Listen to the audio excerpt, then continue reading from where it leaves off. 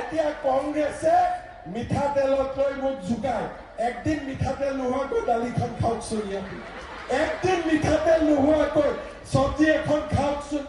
তাৰমানে মই এইটোৱে বুজিলো যে এই কংগ্ৰেছৰ মানুহবিলাকক তেওঁলোকৰ মাকে সৰুতে চিনি পাইছিল যে ই আগত গৈ কংগ্ৰেছে হ'ব সেইকাৰণে তাৰ জ্বৰ উঠিলেও তাক তেলেদি কেতিয়াও মালিচ নকৰিছিলে সিহঁতে আগতে মাকেতো চিনিয়ে পায়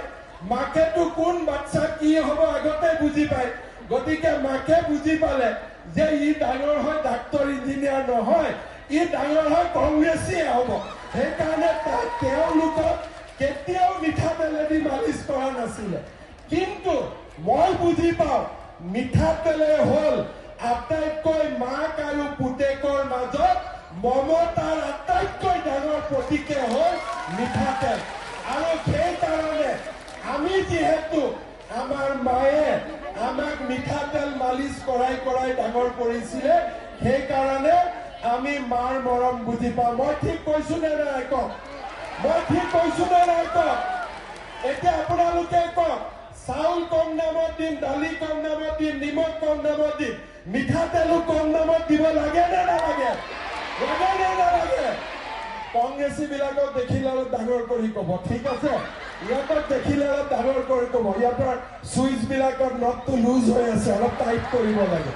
কাৰণ যি কথা কয় তাৰ উল্টা কয় এছেম্বলিত কয় যে আমাৰ সমষ্টিত কিয় অৰুণোদয় পোৱা নাই আকৌ মিটিঙত কয় কংগ্ৰেছে হিতাধিকাৰী বনাইছে আৰু চৰকাৰৰ দায়িত্ব কি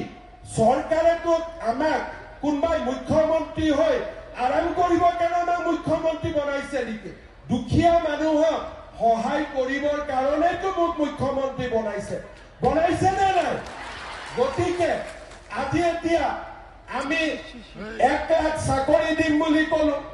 কংগ্ৰেছে কলে নাই দিব নোৱাৰে মোৰো জেদ লাগিলে ঠিক আছে যা 1 লাখ কৈছিলো 2 লাখ দিবি এতিয়া এই নৱেম্বৰত আমি 2 লাখ চাকৰি দিয়ে আমি সংখ্যা পাৰ কৰিম